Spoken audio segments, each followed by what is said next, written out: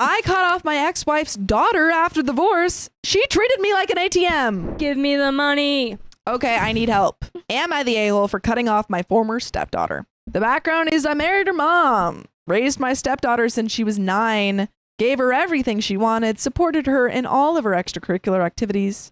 By the way, this comes from Big Stretch 3645, and if you want to submit your own stories, go to the r/OKStorytime subreddit. So, when her car broke down and was too expensive to fix, I let her use my dream car, a Dodge Challenger. When she went to college, I promised her she would come out debt-free. Oh yeah, and when she needed money or her rent paid, I would pay it and sacrifice the last little bit of cash I had for her. I am in the middle of divorcing her mom right now, and she said she doesn't want to be in the middle of things. But things I would tell her somehow would get back to her mom here and there. Now she's living with her mom since graduating college. My ex-wife accused me of deleting all of her social media, and my stepdaughter believed her and went off on me and told me I need to move on and other things. But I showed her proof I didn't do any of that. My stepdaughter didn't apologize for her accusations. My stepdaughter has blocked me on her social media, blocked me on her phone, which I pay for. I also pay for her health insurance and the car insurance. My lawyer has given me the green light to cut off my stepdaughter. So I am asking before I do it for suggestions and to see if I am the a-hole. And there is an update, folks. But what do you think? I'm so confused by that one. I'm not sure why. Okay, so I can explain. yeah. OP is divorced. Was married to his stepdaughter's mom. Yes. For a while. Yes. Since she was 9. Right. It doesn't exactly say how old she is now. It might be in the title. But she wasn't living with mom for a while. I believe she's like gone to college or is in college, maybe. But then it sounded like she was back with mom, but the other person's still paying for her stuff. OP is still paying for all of the stuff. Basically, the point is that he's still paying for all of that stuff. And now she's basically being lied to by her mom about all of these, like saying, oh, like OP did this and this and this. And she's taking her mom's side and has blocked OP. And OP's like, should I cut her off? I think you're fine. That she should cut her off? I think that she's cut you off. Yeah. No, I would agree. Yeah. If she's not talking to you anymore, how are you going to give her money for stuff? I think that's what I was so confused about. Yeah. I was like, wait, isn't she already cut off? Yeah. Kind of? She's cut herself off. Yeah. And if she's going to realize, oh, wow, he was paying for everything. Right. And then maybe she'll come back. Yeah, and but I then wouldn't let her come back. Yeah. But thank you for the comments. I've read them all. So I've decided to try and reach out to her. Okay, good. There we go. See if that works. I've also decided to take a step back and try and not to let my emotions get to me. I also decided to say no more to being an ATM for her. I think that's great. You can still like close things off nicely. Yeah. I also have seen about the health insurance, and y'all are right. I have to wait for the divorce to be final to take her off of that. The car and phone, I have decided to give her a timetable to get her own and then shut the phone off and then take the car back. It seems like OP's kind of still on the, cut off financially. Yeah. But don't do it so like suddenly. Yeah. Which I think is fair. Like, which I think is totally period. fair. Yeah. I know this is not a huge update or me going full nuclear assaulting the earth kind of way. Yes, some of you will see me as being soft, but I raised that girl since she was little. Great point. Yeah. This is a girl he's known since she was 9. Her bio dad was a piece of work and was never there for her. As for her mom, well, that's a whole other Reddit post. And there is a second update. I think reaching out is good. I still think that he would be fine if he cut her off financially. But I think that let's talk first. Yeah. And I do think that him doing it slowly is like the perfect way of being like, you have time to figure it out. Yeah. So I had a meeting with my lawyer and things went okay as much as possible. Like I said, I will have to put a post about me and my ex and what we are going through on a different post. For my stepdaughter, well, I told her I unblocked her on my phone and I would like to talk to her. The first thing she said to me was, are you going to update the tags on my car? Remind you, this is my dream car that has everything under my name. I realized that is all she cares about. Damn. Her lifestyle and what she can get from me. Needless to say, it broke me at that point. So I called my lawyer and we have to get through some motions I have submitted to the court. And she said, then we can get to the car. Unfortunately, the car is part of the divorce. So I told my lawyer that my ex and her daughter can either pay me the fair market value of the car or I get the car back. Simple as that. So we will have to wait and see what happens after my next court date. On a personal level, I gotta admit, this frickin' sucks a lot. It has hurt me so much to realize all that time I was good for what I provided and not being a dad to her. I am glad I got good insurance from the company I work for because I have decided to seek some therapy to help me out. Because as veterans know, the VA sucks. And update 3, things have improved with my daughter. Oh. I was about to say, I was like, well. I was about to be like, okay, that's done then. Yeah. But it took her getting into a minor accident and being scared half, calling me in tears to talk to me. So I worked a double, late shift, and graveyard shift, and slept. My stepdaughter called me and needed me. I dragged my body out of bed, got dressed, grabbed my tools, and went to where she was. The damage to the car was minor at worst. She came out of her work and ran up to me with tears in her eyes and hugged me. Okay. Not gonna lie, I was caught off guard, but at that moment, I didn't see anything else but my little girl needing her stepdad there for her. Stop! I was literally about to cast judgment. I waited. Leave. Leave, and then I said, wait, let's read the update. And it was nice. Oh, She's just a silly girl. she's learning, I She's hope. learning, and you're her papa. She told me what happened. I asked her why she didn't stop. She said she was scared and was running late to work. I looked over the car and got the bumper back in play with some tools and paracord for a temporary solution. I called my insurance and got it fixed. While I was working on the car and we started to talk and laid all of our cards on the table, I apologized for all the mean and hurtful things I had said and told her she's still my daughter and I love her very much. Okay. She said she loved me too and I'm her dad. Okay. Give her all the money. No, give her everything. Buy her house. I told her for now we can give each other space and time to heal. And when she's ready to talk again, I am there and the door is always open to her. But she has started to stand on her own 2 feet and I'll guide her on how to do it. It will be hard, but she can do it with the education she has. For the ex-wife, she's still a knucklehead to me. But things are moving along with that. In mediation, I told her I either want the car back or I get a fair market value for the Challenger. She hit the roof when I said that. She thought I was just going to give up my dream car. I talk at least once a week to my stepdaughter on the phone. I see my kids more often, but still get resistance from my ex-wife. But my kids are back in my life. That's what matters to me. Yay. Things will take time, and I understand that. Oh, last thing, my stepdaughter wants me to meet my girlfriend and have dinner with us. So that's good, I guess. I know this isn't the update y'all want. That's exactly Maybe. what I wanted. This is what I wanted. This is what I wanted. But the most important thing to me is to not be the villain in my kids' books. I could be the villain everywhere else except to my kids. More updates to come when I got them. And you can listen to those updates if you go to full episodes of stories just like this. Just go to Spotify, Apple Podcasts, or iHeartRadio and search up Storytime. There is a last update. This is really nice. It's so wholesome. I really like this. I was kind of hoping, I'm not going to lie, that he was going to be like, let's work out a deal where you like pay me for the car. Yeah. Like I thought that's like where it was going. Like sure. she's learned and she's. I think it seems that she is genuinely apologetic. However, Yes. I don't think this means that you go back to the same way. It doesn't. No. I think we can hold off on full financial cutoff. Yeah, but I that's think why it I was does- like, yeah. if there had been a deal for like her to just take over payments or Yes. something, which it sounds like that kind of is what it was. Like the option was Yes. give me the car or pay me for the car. I think that's where we should end here. I think that should be like the solution of Yeah. like she learns a little bit of what you're doing for her and you work on your relationship together. And it was happening and it was so sweet. But just a little bit more. Scared.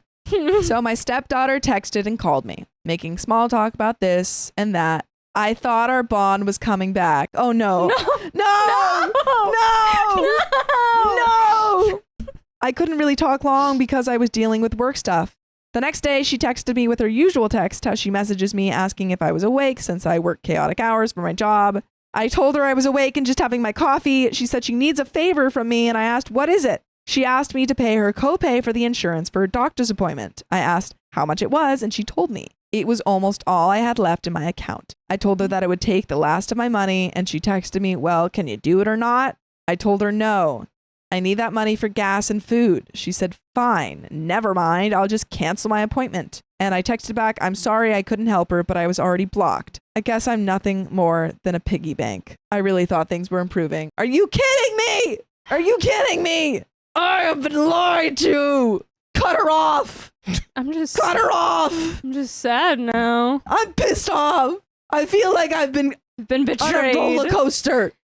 Emotional roller coaster. Cut her off. Cut her off. Why is that all the money you have in your account? Why is that all the money you have in your account? Get more money. Stop giving your money to your daughter. If this is all the money, why were you paying in the first place? You don't have any money. Cut her off. Oh. Well, that's the end of that story, folks. My ex-wife is taking advantage of my kindness. I want to bankrupt her. Maybe we should go to therapy. My wife and I legally separated 2 years ago and filed for divorce last year. During the divorce, we agreed that I would keep the house, refinance it, and pay her 50% of equity owed. She was bringing in 6 figures and I only made about $58K during the marriage, so she paid me spousal support. Because she put the down payment on the house, I decided to give her an extra 10% of the equity split, as I believe that to be fair. By the way, this comes from Yeezus Walks, and if you want to submit your own stories, go to the r/OK Storytime subreddit. So, we also had 2 cars that we needed to refinance to take each other off the loan. Well, none of this happened, of course, because I chose to keep things amicable between us and didn't seek legal counsel. I filed the divorce papers myself. Fast forward to February of this year, I get a call from CarMax trying to collect a debt. My ex-wife missed a car payment. We talked about it. I understood that things come up, and I said I wouldn't mind making the payments this one time as long as she pays me back. I was still peeved, though, as I suspect that she missed her payment because of the same reason she had failed to make an alimony payment a few months back, because she's financially supporting her new unemployed daddy of 4 felonious boyfriend. Felonious boyfriend. Interesting. March comes around and I get another call from CarMax. April, May, June, and July, calls from CarMax every month. By May, I was already concerned. I come to find out that she's accumulated an exorbitant amount of debt in 1 year, the length of her new relationship. Dude, why are we helping her so much? Aren't we divorced? So many months. Aren't we divorced? Her credit is almost non-existent, but she's buying Great Danes and pew-pews. She's buying multiple Great Danes? What? The dog? Yeah, I think. I was just gonna... she's buying multiple Great Danes. Weapons? Shopping on Temu and traveling around the U.S. with her boyfriend. I'm so concerned about what she's doing with all of these things. She taking the Great Danes around the U.S.? She's taking the Great Danes? Okay. I continued to make payments on her car because I didn't want my credit to be affected by her inaction. She was paying me back, but it was like pulling teeth. By June, I got fed up and asked her to either refinance or sell her car, which of course she refused to do. Dude, you can sue her. You're paying for the car payments. That's your car. I kept pleading with her, trying to make her understand how much financial stress this was putting on me, and I let her know that I felt as though she was taking advantage of me. July rolls around and I make another payment. Dude, come on. What are you doing? What are we doing here? This time, the CarMax paper bill was sent to her house. First week of August, I get a call from her boyfriend to yell and berate me. He demanded to know why my ex and I were still talking. I told him that she owed me money and that I needed her to get rid of her car because I was the one making payments on it. A week went by and I hadn't heard anything. She had already blocked me at this point, so I sent her an email requesting to know details about the car. As usual, she was uncooperative, and it took me telling her that I would drive to her house and pick up the car myself to sell it. That did it. The next day, she had sold the car. She emailed me a few days later demanding a timeline for refinancing the house. I told her I wouldn't be refinancing anything until we meet with a mediator to ensure that she is held accountable. This is a house, not a car. It took 7 months to get her to do anything with the car, and I was still owed alimony and car payments. The mediator would facilitate the distribution of our remaining assets, as I can no longer trust or even communicate with her effectively. She replied by telling me that she will not be subjected to my demands any longer and that she is entitled to 100% of the equity. Dude, don't we have a court order? Don't we have a thing that says exactly what she's entitled to? I don't think they got that far yet. Y'all, do better. She also said that because she already fulfilled her divorce agreement by selling her car, not true, she still owes me money, so nothing's fulfilled, that I am now in contempt of court because I have not deposited 100% of the equity from a house that I haven't even begun to refinance. Stop! She said you're in contempt of court? You're not in court! You're not in court! You're not in court. That's not how contempt of court works. Because I've not deposited 100% of the equity from a house that I haven't even begun to refinance because I need legal assistance with it. To make matters worse, she told me she needs the money ASAP because she's getting married. She's getting married! However, she wants me to deposit money into her account. She is refusing to go through with this the right way because I suspect she doesn't want to disclose her finances. She is, after all, helping her ex-felon boyfriend run a business that cannot legally operate in the state. And also buying pew-pews, which he probably should not be owning if he's an ex-felon. And the Great Danes! Don't forget the Great Danes! Forget them. At this point, there was no salvaging this relationship that I was trying to keep with her. I wanted to do things amicably with a mediator and come to an agreement on the house. We emailed back and forth a bit more about how I would be seeking legal counsel if she refused to go to mediation and settle this like civil adults that once loved each other so dearly. I still do love her, which is why it hurts so much. But I am also to the point where I am ready to lawyer up and take whatever assets she has left to get my money back and legal fees paid. Am I the a-hole? We do have an update. Okay, it's a little bit unclear. It doesn't sound like they are officially divorced quite yet. Yeah. Could be wrong about that. It sounds like they're still just separated, but they've filed for divorce. They've at least filed. They're in the divorce proceedings. Yeah, and she's had a boyfriend for a year. She's had a boyfriend for a year. She's like, I want to marry him. So the Great let's get Dane's this rolling. a couple months. Great Dane's a couple months. He's getting alimony. Yes. She's trying to get the house fund. I don't know, like the house funds, but he's in charge of refinancing it. Yes. They were for some reason paying for a car together, which I guess the cars were in his name, I think, and she stopped paying. But like she took them. He let her take them. Weird. Should have changed those to her name. Right. If she why was wasn't gonna, that in the divorce? I don't know why you didn't do that, man. If she's gonna take the cars, change them to her name. You guys did divorce badly. You guys had a stupid divorce. F. Failed divorce. Actually, you get a D for divorce. Update. I scheduled a couple of meetings with attorneys next week to discuss my situation. Edit, I just wanted to add a bit more background to explain why I feel like the a-hole. My ex and I remained friends after the separation. Did you? We still sent each other funny memes, and we were checking in on one another. The communication increased late last year when she missed her first alimony payment. This is when she began to tell me more and more about her new life and relationship. She started telling me that her boyfriend was always asking for money and that she was stressed out constantly.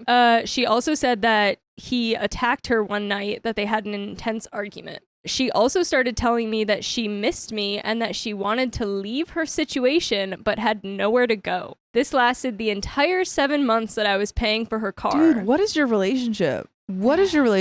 Like, awful if she's in that situation.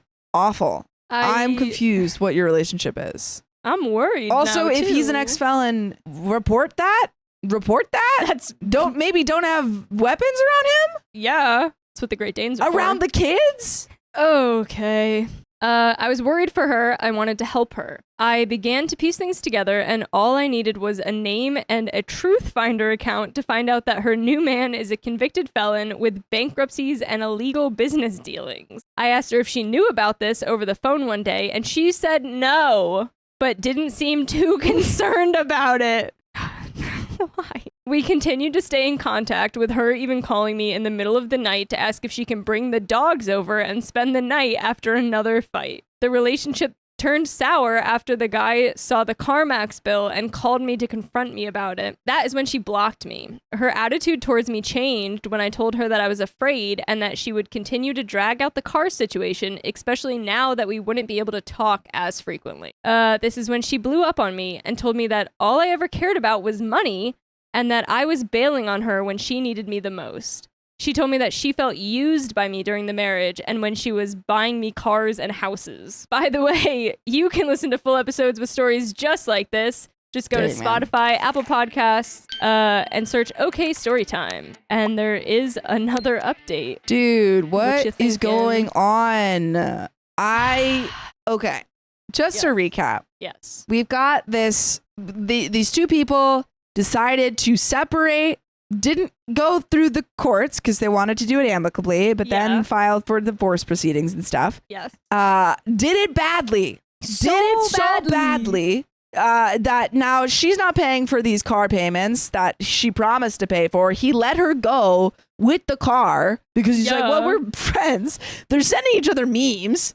Well, because it sounded like it was going well between them until the boyfriend that she also sounds like she doesn't want anymore. No, it's not a good situation.